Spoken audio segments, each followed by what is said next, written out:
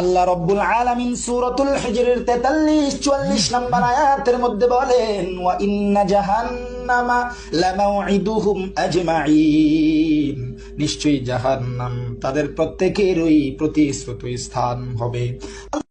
এ বন্ধু, হাফিজুরের দালালি ছাড়ো। আল্লাহ তাআলা এত নাজ নেয়ামত দান করছে, এত সুন্দর কণ্ঠ দান করছে, কারো দালালি করার জন্য না, একমাত্র জন্য বলি। কারো দালালি করার দরকার নাই, কারো সুর নকল করার দরকার নাই।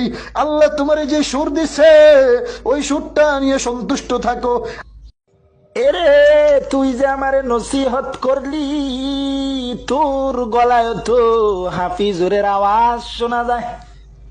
তুইও তো হাফিজুরের দালালি কইরা কইরা আরেকজন রে নসিহত দেস। না না,